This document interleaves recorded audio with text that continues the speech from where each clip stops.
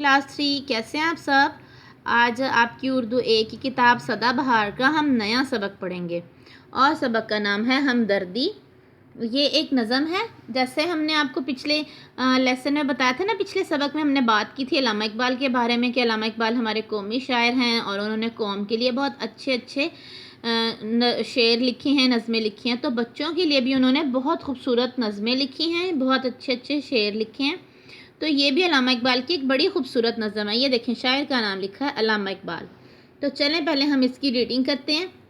टहनी पे किसी शजर की तन्हा, बुलबुल था कोई उदास बैठा, कहता था कि रात सर पे आई, उड़ने चुगने में दिन गुजारा, पहुँचूँ किस तरह आशियाँ तक, हर चीज़ पे छा गया अंधेरा, सुनकर बुलबुल की आहोज़ारी, जुगनू कोई पास ही से बोला, हाजिर हूँ मदद को जानो दिल से, कीड़ा हूँ अगरचे मैं ज़रा सा, क्या गम है जो रात है अंधेरी, मैं राह में रोशनी करूँगा, अल्लाह ने दी है मुझको मशल, चमका के मुझे दिया बनाया, हैं लोग वही जहाँ में अच्छे, आते हैं जो काम दूसरों के।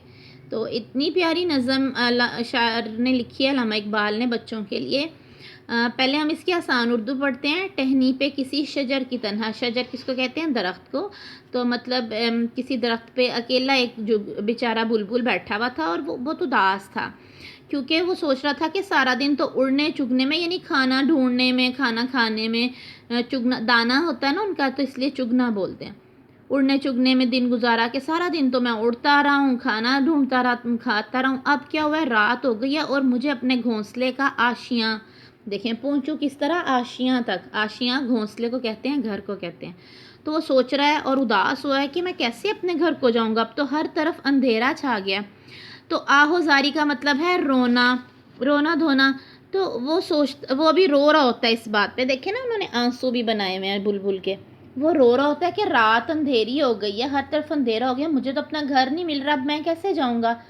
तो क्या होता है, अचानक कहीं से एक जुगनू आ जाता है। जुगनू क्या होता है आपको पता है? जुगनू कैसे होता है? छोटा सा ऑरेंज कलर का एक कीड़ा होता है।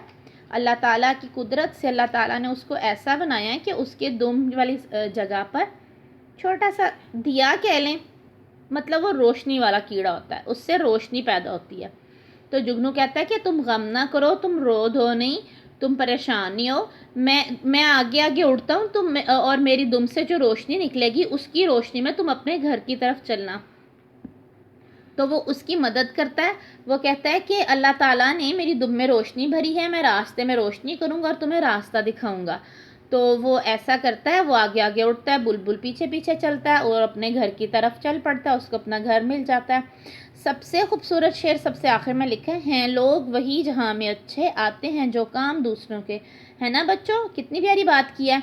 इसका मतलब यह है कि दुनिया में वो लोग ही अच्छे हैं जो दूसरों के काम आते हैं, किसी के लिए कोई अच्छाई के सबक बनते हैं, किसी के लिए कोई काम करते हैं। तो हमदर्दी नज़म का मतलब भी यही है कि अच्छे इंसान वो होते हैं जो दूसरे अपने साथियों की मदद करते हैं। इतनी खूबसूरत हमने नज़म पढ़ी है। आपने इसकी आसान उर्दू लिखनी है और याद करनी है।